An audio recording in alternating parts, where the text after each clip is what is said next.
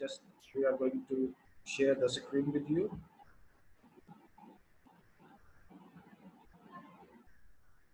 Just one moment, please. Taking lecture for you. So we have to do the lesson number 4. Uh, Hopefully everybody can see the screen now. Can you see my screen now? Just anybody tell me? Yes, sir.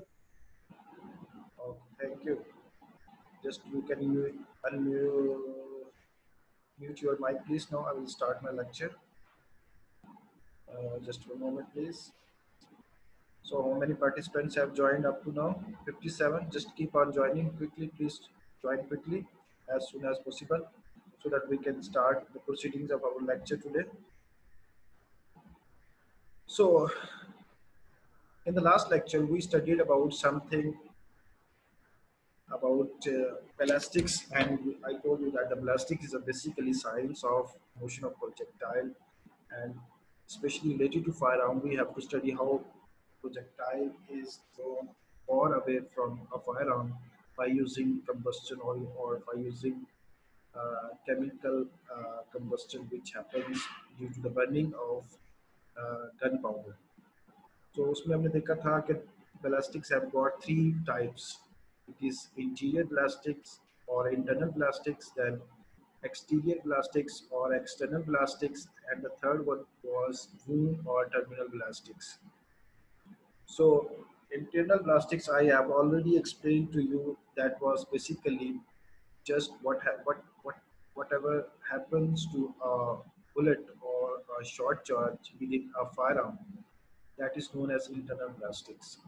जो कुछ भी fire arm के अंदर होता है गोली के साथ या कैट्रिज के साथ, और उसके जो मराहिल है, डिफरेंट डिफरेंट स्टेप्स है जिसमें वो फायर आर्म के अंदर गोली फायर होती है, and it moves from the breech end to the muzzle end, ये सारा कुछ happens in the fire arm.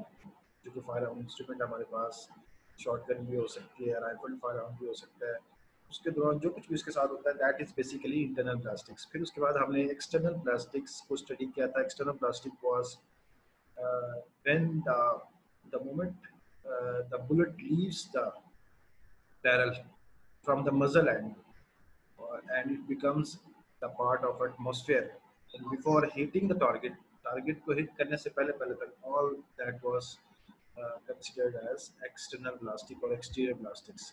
फिर मैंने बताया था एक्सटीरियर प्लास्टिक के अंदर जो शॉर्ट चार्ज है या फिर बुलेट है, उसको एक कर्व पाथ फॉलो करना पड़ता है, दैट इज ट्रेजेक्ट्री। उसको हमने कहा था ट्रेजेक्ट्री और पैराबोलिक पाथ। सीआर अटेंडेंस लेते रहे साथ साथ में ताकि अटेंडेंस ना मिस हो। ट्रेजेक्ट्री पाथ अडॉप्ट करती है। वो ट्रेजेक्ट्री पाथ किस तरह से अडॉप्ट करती है बुलेट, वो मैंने बताया था कि 4 फोर्सेस है जिनका आपस में कंपैरिजन होता है, कंपटीशन होता है। 2 फोर्सेस जो है फॉरवर्ड मूवमेंट और रोटेशनल मूवमेंट गोली को टारगेट की तरफ लेके जा रही होती है, जबकि 2 forces which is air resistance and gravity which tries to pull the bullet down, वो नीचे की तरफ बुलेट को खींचने की कोशिश कर रही होती है। इन दोनों फोर्सेस के कंपटीशन के रिजल्ट के तौर पे बुलेट जो एक पैराबोलिक पाथ और ट्रैजेक्टरी को अडॉप्ट करता है, दैट वाज एक्सटीरियर ब्लास्टिंग। फिर उसके बाद मैंने बताया था कि आगे जब मूवमेंट होती है outside from the muscle end of the fire arm के मसल एंड से जैसे ही बाहर निकलती है गोली, तो उसको जो lateral supports of the wall of barrel provide हो रही होती है with in the fire arm, in the barrel of fire arm, वो ख़त्म हो जाती है, जिसकी वजह से जो बुलेट है shows some kind of movements. ठीक है ना, ट्विस्ट एंड क्रॉस मूवमेंट हो सकती है, अराउंड इट्स एक्सिस मूवमेंट हो सकती है, टेल वेगिंग फिनोमेना जिसे हम कहते हैं टेल वेगिंग फिनोमेना हो सकता है। टेल वेगिंग फिनोमेना भी हमने एक्सप्लेन किया था कल। तो डिफरेंट वेपन्स की डिफरेंट टेल वेगिंग फिनोमेना होता है, राइफल्स का और होता है, इसी तरह से पिस्टल का और होता है। ठीक है, तो उन सब की रेंज पर डिपेंड कर रहा होता है। नॉन राइफल फायर आर्म होगा, शॉटगन होगी या फिर स्मूथ बोर्ड वेपन होगा, उसके अंदर टेल वेगिंग फिनोमेना थोड़ा होगा, और जो राइफल होगा उसमें थोड़ा सा ज़्यादा होगा। ठीक है, तो इसको टेल वेगिंग फिनोमेना तो भी हमने कल एक्सप्लेन किया था। फिर उसके बाद हमने बताया था कि टारगेट बैलिस्टिक्स क्या होती है, या टर्मिनल बैलिस्टिक्स क्या होती है, या फिर वूंड बैलिस्टिक्स क्या होती है। मैंने आपको एक्सप्लेन किया था वूंड बैलिस्टिक्स बेसिकली डिटरमिन के फायर आर्म जैसे ही जाकर टारगेट पे लगता है, टारगेट पे लगने के बाद जो बुलेट टारगेट के ऊपर जो कुछ करती है उस सब को स्टडी करना, that is known as terminal blasting. उसके कुछ स्क्रीन कुछ थोड़ा सा शेयर करूंगा लास्ट लेक्चर से, कुछ स्लाइड्स अभी आपको यहाँ पे शेयर करूंगा जिसमें टर्मिनल ब्लास्टिक्स के बारे में थोड़ा सा आपको रह गया था क्वेश्चंस, वो आपको थोड़ा सा पहले बता के फिर आज का लेक्चर शुरू करते हैं। So you can see in the slides,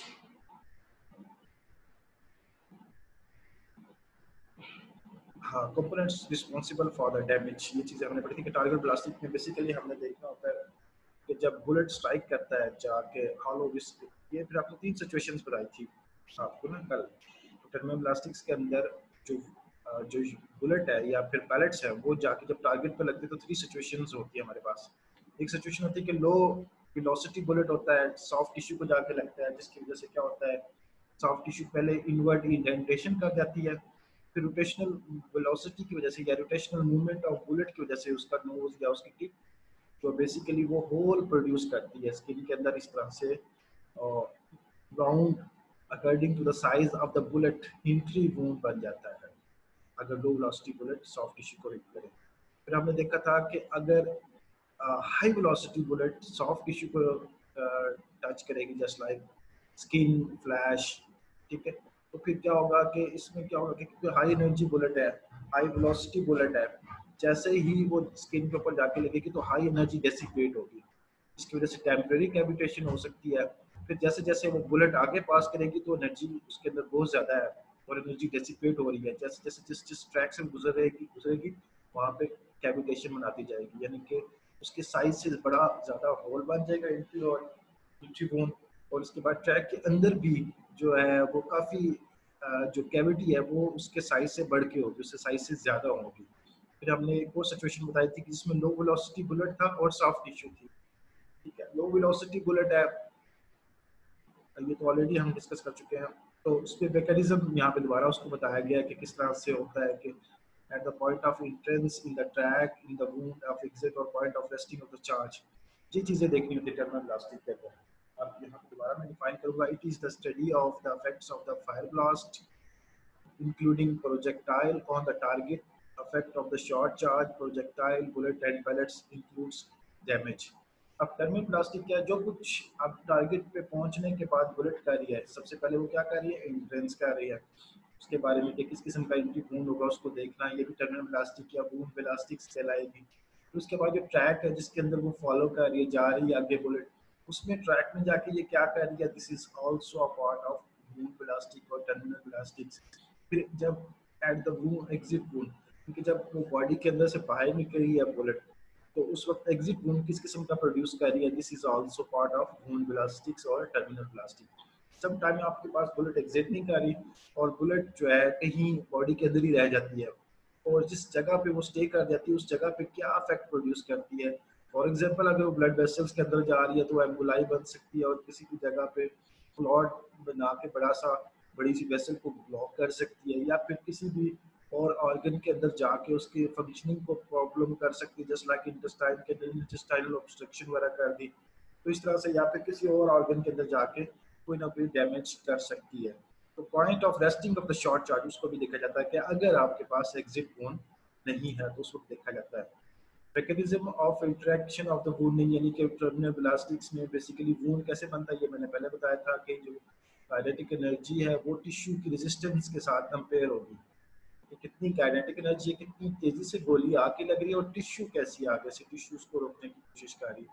ये 3 सिचुएशंस मैंने बता दी ऑलरेडी कि high velocity bullet soft tissue, फिर उसके बाद high velocity bullet hard strikes the bone और हार्ड टिश्यू। उसमें मैंने बताया था कि जब हाई वेलोसिटी बुलेट किसी हार्ड ऑब्जेक्ट को जस्ट लाइक बोन को जाकर स्ट्राइक करती है तो सेकेंडरी मिसाइल्स बनते हैं, क्योंकि फ्रैक्चर्स ऑफ द बोन हो जाता है, फ्रैगमेंट्स बन जाते हैं बोन के बहुत सारे, और वो फ्रैगमेंट्स सेकेंडरी सेकेंडरी प्रोजेक्टाइल बन के डिफरेंट डायरेक्शंस को मूव करना शुरू कर देते हैं अलग अलग से, यानी कि एक बुलेट से आगे मल्टीपल ट्रैक्स बन जाते हैं।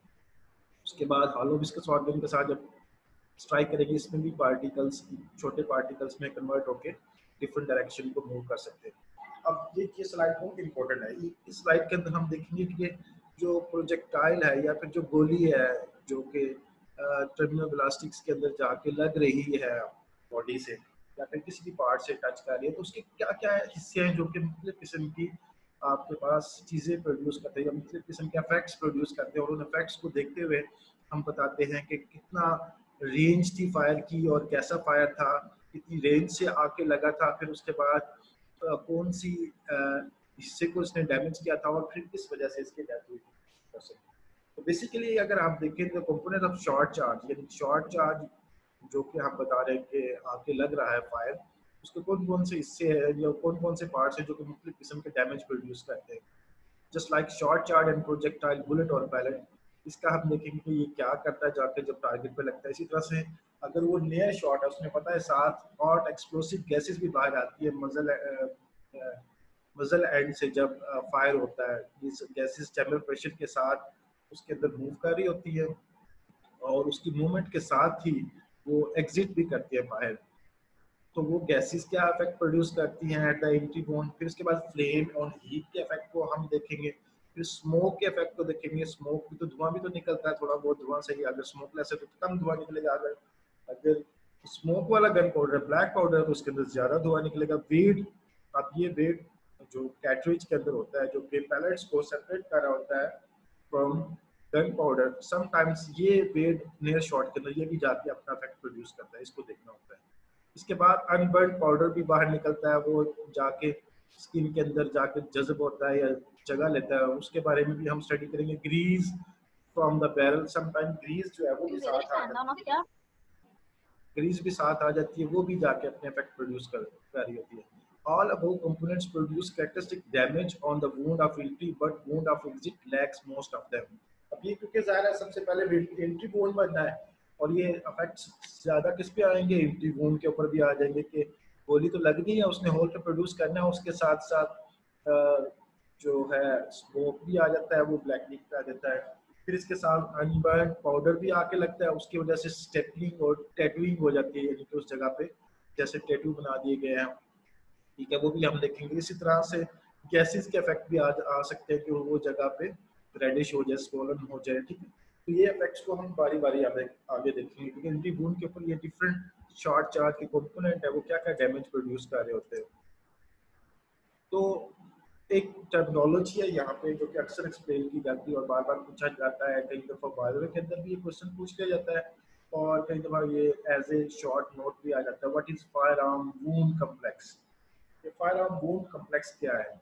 फायर आर्म वुंड कम्प्लेक्स कुछ भी नहीं है, यही है जो कुछ गोली जाके टारगेट के ऊपर कर रही होती है। For example wound of entry, सबसे पहले किस तरह से जो बुलेट है वो एंटर हो रही है बॉडी के अंदर, ट्रैक ऑफ द वुंड और बुलेट कि वो जो वूंड का आगे कैसे रास्ता बनता है या बुलेट का आगे रास्ता कैसे बनता है, ट्रैक कैसे बनता है, place of resting of the bullet जो कि मैं पहले बता चुका हूँ कि किस जगह पे जाके अगर बुलेट रेस्ट कर रही है, बॉडी के अंदर ही रह रही है, बाहर नहीं निकल रही है, एग्जिट वूंड नहीं बन रहा, तो उस सूरत में कहाँ पे जाके रेस्ट कर रही है, that is also part of firearm wound complex.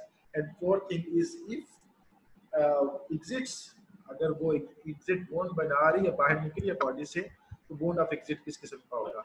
तो बेसिकली ये तीन चीज़ें हैं, चार चीज़ें, इनको देखना या इनके बारे में स्टडी करना, that is known as firearm wound complex. ये टर्मिनल प्लास्टिक भी ऑलमोस्ट यही कुछ है कि वुंड ऑफ एंट्री कैसे होगा, ट्रैक वुंड और बुलेट कैसे आगे बनाएगा, फिर उसके बाद कहाँ पे जाके बुलेट स्टे करेगी या फिर कहाँ पे से बुलेट निकलेगी। This is known as firearm wound complex. अब मेडिकल लीगल इंपॉर्टेंस क्या है of the examination of the firearm wound complex, कि हम फायरआर्म वुंड कम्प्लेक्स का एग्जामिनेशन क्यों करते हैं? तो जहाँ भी फायरआर्म इंजरी होती है मेडिकल लीगल केसेस के अंदर या फिर ऑटोप्सी के केसेस के अंदर जिनके अंदर फायरआर्म की वजह से डेथ हो जाती है, तो हमने सारे वूंड जो कि सर्फेसिस ऑफ द बॉडी पे प्रेजेंट होते हैं या फिर अगर बुलेट बॉडी के अंदर रह गए तो बुलेट के ट्रैक को भी हमने सारा डायसेक्शन करके देखना होता है, और अगर उसके एग्जिट वूंड भी नजर आ रहे हैं तो उनको भी देखना होता है, दोनों को कंपेयर करना होता है कि कौन सा एंट्री वूंड है, कौन सा एग्जिट वूंड है, number of entry wounds, number of exit wound, number of fires और फिर ट्रैक, ये सारा कुछ आपने देखना होता है। तो ये इसकी मेडिकल इंपॉर्टेंस है। Recognition of the wound of the entry and exit, सबसे पहले तो एंट्री और एग्जिट वुंड को ढूंढना, फिर उसके बाद track and direction of the fire. फिर हमने एंट्री और एग्जिट वुंड यानी फायर आर्म वुंड कॉम्प्लेक्स पूरे को देखते हुए हमने डायरेक्शन ऑफ द फायर को मालूम करना है कि किस साइड से या किस डायरेक्शन से फायर हुआ था। फिर हमने देखना है कि डिफरेंट बुलेट्स फायर किए गए, उसमें से कॉज ऑफ डेथ क्या था, यानी कि किस बुलेट से बेसिकली इसकी डेथ हुई है, ठीक है, ये देखना। उसके बाद determination of manner of the death, के मैनर क्या हो सकता है कि जो कि हमारा सोल पर्पस होता है at the end of examination और ऑटोप्सी पोस्टमार्टम एग्जामिनेशन के बाद आपने मैनर बताना होता है कि क्यों डेथ हुई है, इसको मारा गया है या खुद मरा है या एक्सीडेंटल डेथ हुई है, यानी सुसाइड, होमिसाइड और एक्सीडेंटल, इन तीनों में से किसी एक का एक मैनर होता है। किसी भी जो ये जो फायर होते हैं उसके बाद ये जो जितनी भी डेथ्स होती है उनको उनमें से हमें कोई ना कोई मैनर निकालना होता है। फिर आइडेंटिफिकेशन ऑफ वेपन, कि वेपन कौन सा इस्तेमाल हुआ। तो basically fire arm wound complex या फायर आर्म की एग्जामिनेशन हम करते हैं, उसके क्या क्या पॉइंट्स होते हैं, क्यों करते हैं। सबसे पहले recognition of the wound of the entry, फिर उसके बाद हमने क्या करना होता है, track and direction of the fire को देखना होता है, फिर हमने कॉज ऑफ डेथ को देखना होता है, फिर उसके बाद मैनर ऑफ डेथ को डिफाइन करना होता है कि सुसाइड, होमिसाइड है या एक्सीडेंटल है, फिर उसके बाद आइडेंटिफिकेशन ऑफ द वेपन हमने करनी होती है इसके अंदर, ठीक है। तो बेसिकली ये सारा चीज़ें हैं जो कि हम देखते हैं इसके अंदर। तो अब distance travelled by the components of the rifle firearm discharge and effect produced by them at the target.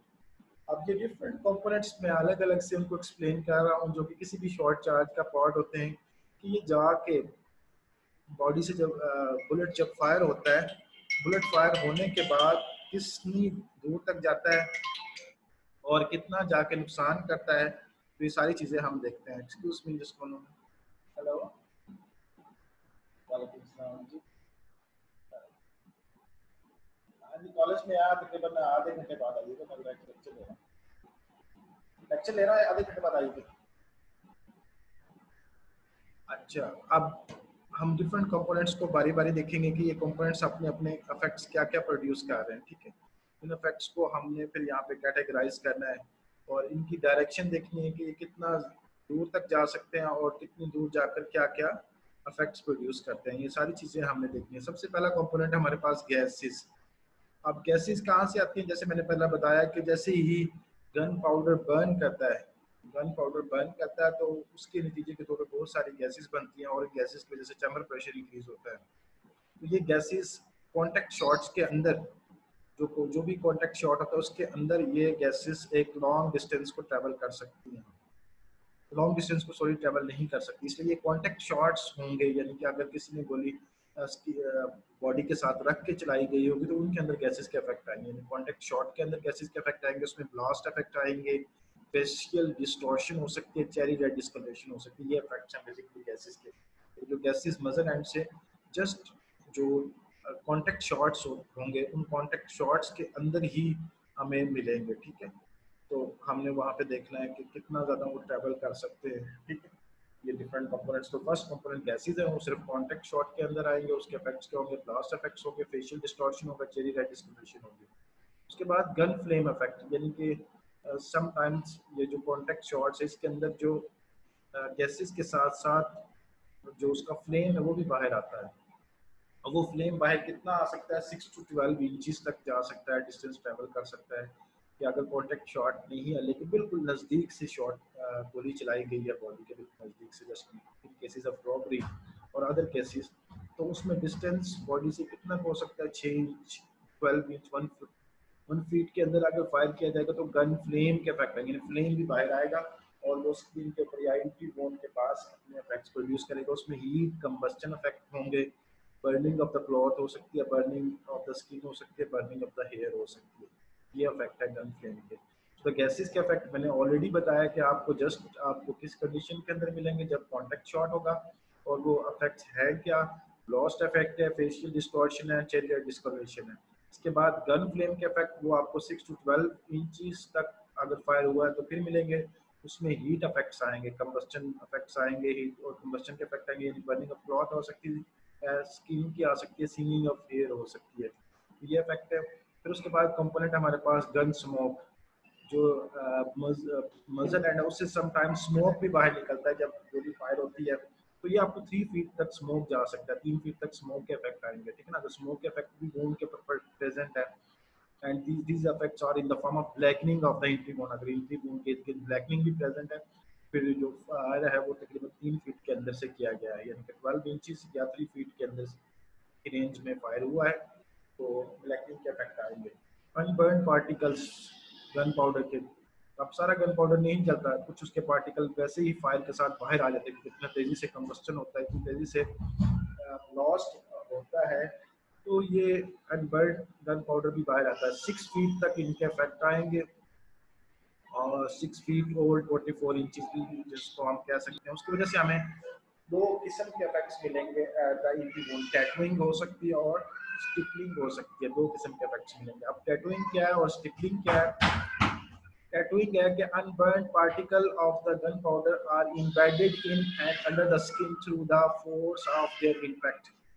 अब इम्पैक्ट के फोर्स की वजह से जो पार्टिकल है गन पाउडर की, जो कि जले नहीं है, वो पार्टिकल अगर स्किन के अंदर जाके धंस गए हैं, then it's known as tattooing. उसकी वजह से टैटूज बन जाएंगे स्किन के ऊपर, under the skin due the force of their impact. While stippling can when the distance increases to the point that the powder particles do not embed but leave a visible mark on the skin, then it is known as stippling। अब tattooing और stippling में थोड़ा सा difference है। अगर embed हो जाए particle skin के अंदर अनबर्न गन पाउडर के, ये टैटूइंग कहलाएगी। लेकिन अगर वो इम्बेड नहीं होते, जस्ट स्किन के साथ लग के, स्किन को थोड़ा सा जला के या थोड़े से निशानात प्रोड्यूस करके उसके बाद इम्बेड नहीं होते, तो ये कहलाता है स्टिपलिंग। सो अनबर्न पार्टिकल के हमारे पास इफेक्ट आएंगे टैटूइंग एंड स्टिपलिंग, और गन स्मोक के इफेक्ट आएंगे हमारे पास ब्लैकनिंग, गन फ्लेम के इफेक्ट आएंगे हमारे पास burning, burning of cloth, skin and hair, और गैसेस के इफेक्ट हमारे पास आएंगे जो कि कॉन्टैक्ट शॉट के अंदर होंगे, ब्लास्ट इफेक्ट, फेशियल डिस्टॉर्शन, चेहरे डिस्कलरेशन वगैरह आएंगे। तो ये बेसिकली बड़ी इंपॉर्टेंट स्लाइड है ये दोनों। इसमें हम देख रहे हैं कि कौन कौन सी चीज़ें और क्या क्या इफेक्ट प्रोड्यूस कर रही हैं, और कितने डिस्टेंस के अंदर अगर फायर होगा तो ये इफेक्ट्स हमारे पास आएंगे। तो इससे हम रेंज ऑफ द फायर की मालूम कर सकते हैं। फर्दर मोर ग्रीस, पांचवा कंपोनेंट आपको पता है कि जितने भी वेपन होते, स्मूथ बोथ हो, मोर हो या फिर राइफल फायर हो, तो उनको अंदर से जंग से बचाने के लिए अंदर ग्रीस लगाई जाती है, ग्रीस का इस्तेमाल किया जाता है। तो ये ग्रीस का इफेक्ट इसी भी वो ज़्यादा all around the bullet grease भी साथ लग जाती है, जैसे ही वो बैरल के अंदर बुलेट मूव करता है फ्रॉम ब्रीच एंड टू मजल एंड, तो ये ग्रीस साथ लगी रहती है, जैसे ही एंट्री जोन होता है तो साथ ग्रीस कॉलर भी आ जाता है, ठीक है। तो एनी डिस्टेंस पे ये हो सकती है हमारे पास ग्रीस, और बुलेट भी जा रहा है एनी डिस्टेंस, उसके अंदर बुलेट भी जाके उस जगह पे अपने इफेक्ट प्रोड्यूस कर सकता है, एनी डिस्टेंस होगा, कोई भी यानी कि डिस्टेंस होगा, ठीक है। तो ये बेसिकली हमारे पास डिफरेंट इफेक्ट्स हैं।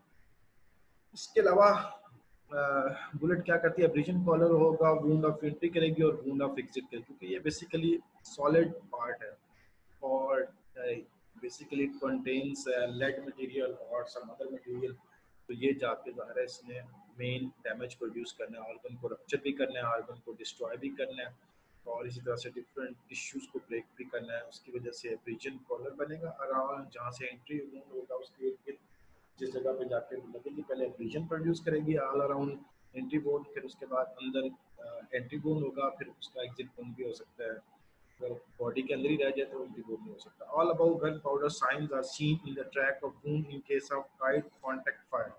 अगर बहुत ज़्यादा टाइट कॉन्टैक्ट शॉट किया गया, बिल्कुल स्किन के साथ रख के गोली चलाई गई है, तो उस सिचुएशन के अंदर आपको ये सारे इफेक्ट्स कहाँ पे मिलेंगे, ट्रैक ऑफ वूंड के अंदर, यानी जो वूंड का ट्रैक है उसको फॉलो करेंगे तो उसके अंदर भी आपको ब्लैकनिंग भी मिल सकती है, टैटूइंग भी मिल सकती है, कैविटेशन भी मिल सकती है, उसके साथ ग्रीज इफेक्ट भी मिल सकता है, बुलेट भी मिल सकता है, ठीक है। Imprint of muscle end of the barrel can be found around the entry bone in this case. अगर बहुत ज़्यादा टाइट करके गोली चलाएगी स्किन के साथ प्रेस करके और थोड़ा सा वजन लगा के फिर गोली चलाएगी, तो उसकी जो है बंदूक की नाली का जो मजल एंड वो भी छप जाता है, जिसको हम मजल इम्प्रिंट कहते हैं, इम्प्रिंट ऑफ मजल, वो भी आपको मिलेगा। तो ये सारे इफेक्ट हमने यहाँ पे देख लिए, दोबारा रिपीट करते हैं। गैसेस की वजह से हमारे फेशियल डिस्टॉर्शन हो सकता है, चाहे डिस्कलरेशन हो सकती है गन फ्लेम की वजह से, बर्निंग ऑफ क्लॉथ, स्किन और हेयर हो सकती है, एक्स्ट्रा गन स्मोक की वजह से ब्लैकनिंग हो सकती है, अनबर्न पार्टिकल की वजह से टैटूइंग भी मिल सकती है, स्टिपलिंग भी मिल सकती है, और ग्रीस जो कि बैरल के अंदर जो ग्रीस होती है वो ग्रीस कॉलर प्रोड्यूस करती है वूंड का, एंटी वूंड के गिर्द, और बुलेट जो है एनी डिस्टेंस पे विजन कॉलर और एंटी वूंड और एग्जिट वूंड बनता है, टाइट के अंदर सारी चीज़ें आ जाती है। तो ये आपको पिक्चर दिखाएगी है, इसके अंदर बिल्कुल आप देख सकते हैं कि मजल इम्प्रिंट भी है कि किसी ने गोली बिल्कुल जो है ना ये कनपट्टी पे रख के, ठीक है ना, फोरहेड के तो यहाँ पे रख के इसको ना उसका मजल एंड ऑफ वेपन वो भी छप गया है, ठीक है ना, उसके बाद फायर किया गया, उसके बाद ब्लैकनिंग भी है, इंटीगोन भी है, ठीक है ना, ये सारा कुछ नजर आ रहा है, मजल and imprint abrasion specially visible in this picture, in this fire, ये कॉन्टेक्ट शॉट फायर है, कॉन्टेक्ट फायर है, ठीक है। तो स्टैलेट फायर आर्म वुंड भी हो सकता है, stellate shape, stellate shape firearm wound क्या है कि अगर बिल्कुल साथ रख के फायर किया गया है, तो अपना माइक म्यूट कर दें मुख्तावर। तो muzzle of the firearm pressed hard on the some hard bony areas just like forehead और द स्कल।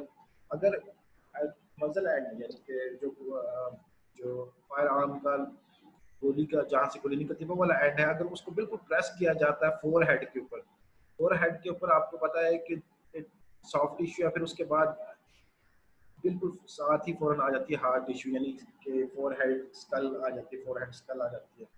तो in that case we can have a stellate shape firearm wound. वो क्यों होता है आगे मैं बता रहा हूँ। Gases can enter the skull and re escape from the side causing laceration in the scalp.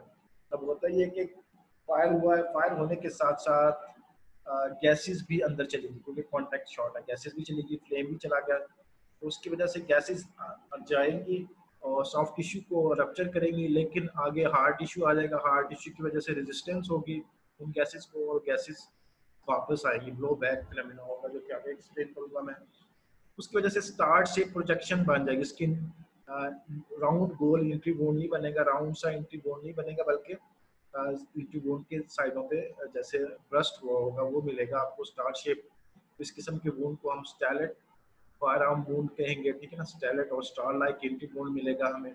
Component of shot present inside skull in the track.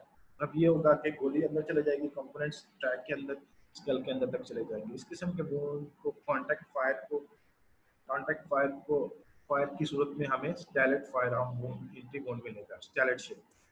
ये देख सकते हैं आप, एक stellate shape fire arm entry wound है, बिल्कुल contact बिल्कुल skin के साथ अटैच करके गोली चलाई कि गोली ने आगे ये होल बना दिया सारा अंदर जाके, उनकी स्किन भी रप्चर हुई और सब टिश्यू भी रप्चर हुई, फिर उसके बाद रप्चर क्या हुई, बोन रप्चर हो गया, ठीक है।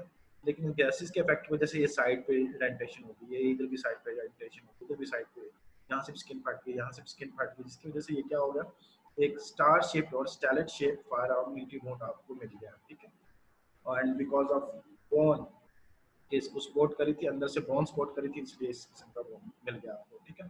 तो यहाँ पे diagrammatic representation of bullet presenting the skin is pressed inward, stretches and perforated, it then partially returns original position, ठीक है।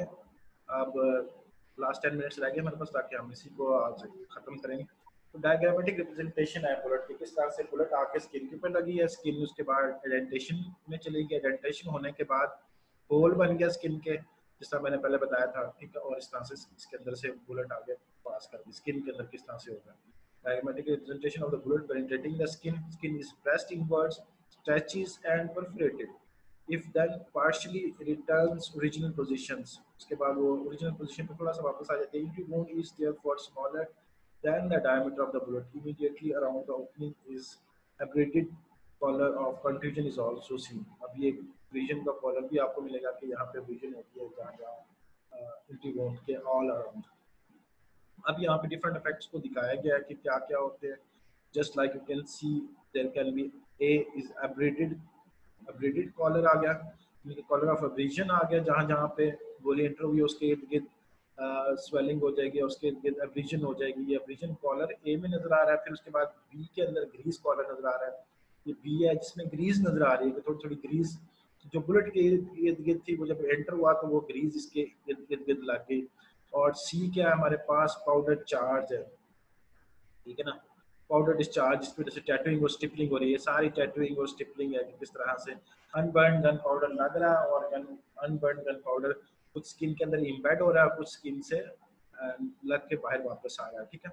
और इसी तरह से फिर ब्लैकनिंग भी दिखाई गई है कि जो है ना हमारे पास इनके अगर उसके साथ स्मोक भी, gas all around the interior smoke भी नजर आ रहा है, जिसकी वजह से ये सारे इफेक्ट यहाँ पे नजर आ रहे हैं।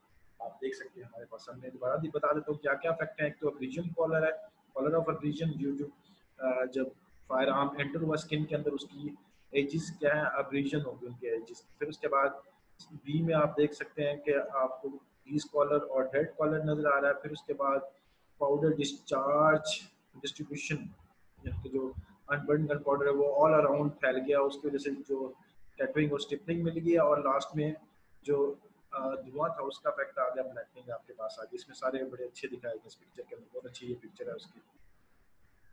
तो बेसिकली ये चीज़ें थी आज हमने जो कि हमने स्टडी की टर्मिनल प्लास्टिक्स के अंदर। उसमें हमने देखा कि टर्मिनल प्लास्टिक्स क्या क्या है। बेसिकली टर्मिनल प्लास्टिक और वूंड प्लास्टिक होती है कि जब गोली टारगेट पर जाके लगती है और टारगेट पे अपने डिफरेंट इफेक्ट्स प्रोड्यूस करती है, और उसको स्टडी करेंगे तो हम this is known as terminal plastic.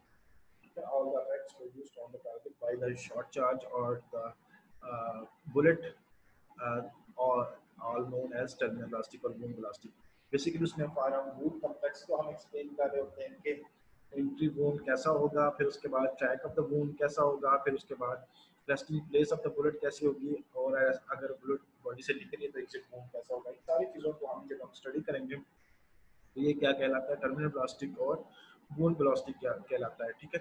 इसकी मेडिको लीगल इंपॉर्टेंस क्या है ऑलरेडी मैंने बता दिया। मेडिको लीगल इंपॉर्टेंस ये है कि इससे हम रेंज ऑफ फायर मालूम करते हैं, ठीक है, फर्स्ट थिंग। फिर उसके बाद रेंज के बाद हम देखते हैं कि मैनर ऑफ डेथ क्या था, मोड ऑफ डेथ क्या था, और फिर उसके बाद ट्रैक ऑफ द वूंड में किस तरह से ये सारा फॉलो करता है, ठीक है। तो फिर हमने देखा कि डिफरेंट कंपोनेंट्स है जो कि डिफरेंट किस्म के इफेक्ट्स प्रोड्यूस कर रहे होते हैं ऑफ शॉर्ट चार्ज या बुलेट। बुलेट के डिफरेंट पार्ट्स डिफरेंट किस्म के क्या क्या कंपोनेंट्स प्रोड्यूस कर रहे थे। जैसे हमने देखा अगर कॉन्टैक्ट शॉट होगा तो उसमें आपको गैसेस के इफेक्ट मिलेंगे, चारिंग, डिस्कलरेशन, ठीक है। और फिर उसके बाद अगर कॉन्टैक्ट शॉट से थोड़ा सा ज़्यादा होगा, यानी कि 3 से 12 इंच के डिस्टेंस पे होगा, यानी कि विद इन 1 फुट होगा, तो आपको उसके बाद कौन मतलब गैसेस के साथ फ्लेम के इफेक्ट भी आपको मिलेंगे, जिसकी वजह से चार्जिंग हो जाएगी बॉडी की, बर्निंग अफेयर हो जाएगी, सीलिंग अफेयर हो सकती है। फिर उसके बाद अगर ये 3 फुट तक डिस्टेंस होगा तो आपको स्टेपलिंग और टैटविंग भी मिल सकती है, जिसमें अनबर्न गन पाउडर के इफेक्ट रहेंगे, बेसिकली वो नजर आ सकता है, ठीक है। अगर इससे ज़्यादा डिस्टेंस होगी तो फिर आपको एंट्री बोल ही मिलेगा या ग्रीस कॉलर मिलेगा, ठीक है। फिर हमने देखा कि एक एंट्री बोल को जब हम एग्जामिन कर रहे होते हैं उसको कॉलर ऑफ अब्रीजन हमें नजर आता है, जो कि बोन के अंदर जैसे ही गोली एंटर होती है उसके ऊपर जो ग्रीस लगी होती है वो एंटी बोन के अराउंड लग जाती है, जैसे ग्रीस कॉलर या कॉलर ऑफ अब्रीजन वो नजर आएगा। फिर उसके बाद आगे क्या होगा, उसके बाद हमें कॉलर ऑफ अब्रीजन के बाद ग्रीस कॉलर, फिर उसके बाद टैटूइंग और स्टिपलिंग मिल सकती है, जिसमें basically unburn gun powder skin के अंदर एम्बेड हो जाता है, तो इसको हम टैटूइंग कहते हैं। और स्टिपलिंग क्या है कि वो स्किन के साथ लग के वापस आ जाता है, तो ठीक है। ये इफेक्ट्स हम देखेंगे। फिर उसके बाद ब्लैकनिंग, अगर स्मोक भी साथ वहाँ पे लगा है तो ये सारे दिखेंगे। तो ये सारी चीज़ें जब हम स्टडी करते हैं इन सबको हम कहते हैं टर्मिनल प्लास्टिक्स। तो आज के लेक्चर में हमने ये देखा, तो इनकी ग्रामेटिकल प्रेजेंटेशन भी देखी किस तरह से पिक्चर फॉर्म में ये नज़र आ सकते हैं। लेक्चर 4 जो हमने स्टार्ट करना था उसके थोड़ा सा ब्रीफ व्यू दे देता हूँ, कल हम स्टार्ट करेंगे। इसमें हम डिफरेंट किस्म के एंट्री बोन को स्टडी करेंगे कि कॉन्टैक्ट फायर के अंदर एंट्री बोन कैसा होगा, फिर लूज कॉन्टैक्ट होगा तो कैसा होगा, डिस्टेंस बोन्स के अंदर क्या होगा। फिर उसके बाद हम देखेंगे कि नेयर शॉट के कंपोनेंट्स के क्या क्या इफेक्ट हो सकते हैं। और ऑलरेडी ये चीज़ें हम पढ़ चुके हैं कि हम जस्ट थोड़ी सी डिफरेंट सिनेरियोज के हवाले से हम इनको देखेंगे जो नेक्स्ट लेक्चर के अंदर। टर्मिनल ब्लास्टिक का ही पार्ट है ये भी, तो इसमें रेंजेस ऑफ फायर को हम देखेंगे, क्लोज रेंज पे क्या होगा और कॉन्टैक्ट शॉट के अंदर क्या होगा या दूसरे फायर आर्म के अंदर क्या होगा। तो सीआर से मेरी रिक्वेस्ट है कि अटेंडेंस सारी कंपाइल कर ले और मुझे अटेंडेंस व्हाट्सएप कर ले ताकि हम कंटिन्यू कर सकें। तो आज हमारा ये लेक्चर कंप्लीट हो गया। तो हमारा मंडे को लेक्चर होगा, कल लेक्चर नहीं है, ठीक है। और ये सारे लेक्चर आपको मैंने बताया था कि अगर आप यूनिवर्सिटी की वेबसाइट पे जाएं तो मेरा प्रोफाइल वहाँ पे निकालेंगे, जैसे फोरेंसिक मेडिसिन डिपार्टमेंट के अंदर। तो आवाज़ बंद कर दे अपनी भी फिलहाल। तो वहाँ पे आप मेरे लेक्चर्स जो है ना डायरेक्टली डाउनलोड कर सकते हैं वेबसाइट से, ठीक है। तो वेबसाइट के ऊपर सारे लेक्चर आप लोड कर दीजिए। ये है यूनिवर्सिटी ऑफ सरगोदा की जो वेबसाइट है, उसमें faculty of health and medical sciences, फिर उसमें डिपार्टमेंट ऑफ फोरेंसिक मेडिसिन के डॉक्टर नादिर के ऊपर आप क्लिक करेंगे तो वो सारे लेक्चर आपको वहाँ से डाउनलोड मिल सकते हैं। Okay, thank you. किसी का कोई क्वेश्चन है तो वो मुझसे पूछ सकता है। बाकी ये नेक्स्ट लेक्चर 4 हम मंडे को करेंगे। Thank you for attending this meeting और now I'm leaving the meeting.